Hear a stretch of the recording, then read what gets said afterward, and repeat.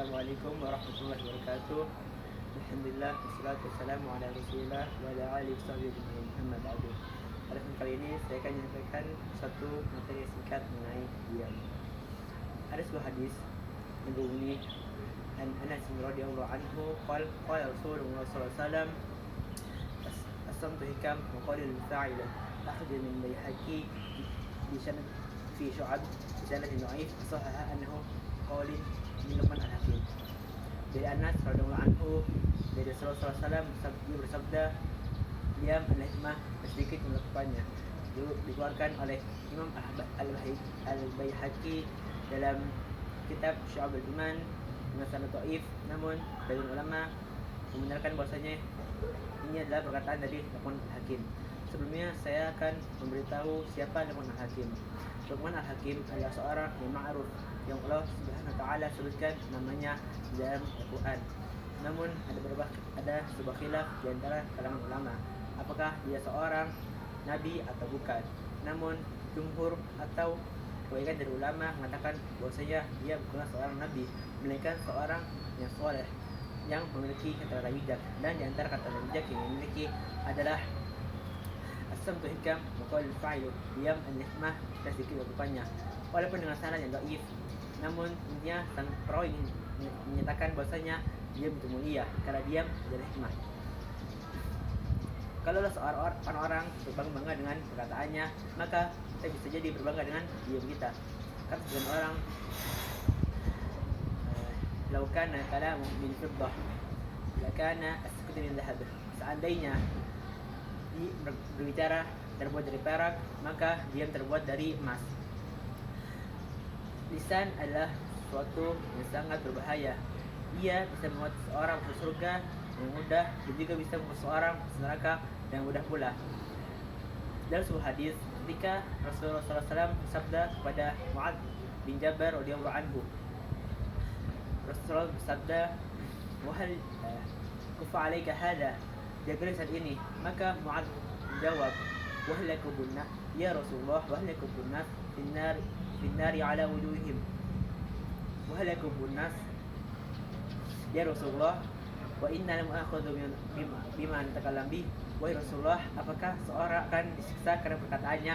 Maka Rasul menjawab, wahlakubunnas finnari ala wujuhihim atau qala ala manarihim illa hasaidu ala siratihim. Bukankah seorang masuk neraka dan sungkur dalamnya di atas wajah mereka, atau dalam riwayat lain di atas hidung mereka, kecuali karena perkataan mereka.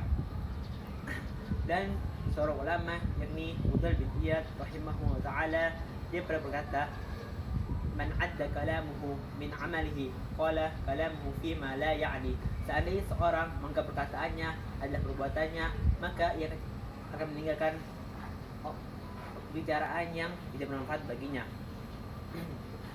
Namun perlu diketahui bahwasanya seorang bukan harus diam setiap saat, setiap waktu, melainkan ada waktu-waktunya dia harus berbicara, seperti ketika dia berdakwah. Sudah pasti seorang berdakwah dia harus berbicara, seperti firman Allah Taala, "Wa man ahsanu illa da'i ilallah." Dan perkataan yang terbaik adalah dari orang-orang yang berdakwah di jalan Allah. Quran Surat ayat 33. Namanya berdakwah, pasti dia harus berbicara. Jadi seorang harus berbicara ketika berdakwah. Namun seorang pula harus mendengarkan perkataan-perkataan yang tidak ada faedahnya, tidak ada manfaatnya, dan tidak menyebut atau tidak bermanfaat. Jadi ada sebuah hadis pula mengatakan bahwasanya, "Man kana yu'minu billahi wal yawmil akhir falyakun khairan aw liyasmut." Barang siapa yang beriman pada Allah dan hari kiamat, hendaklah dia diam atau berkata yang baik. Dan Rasulullah SAW pernah ditanya oleh seorang, Su'ila Rasulullah SAW, "Ajal muslimuna afdal?" Qala man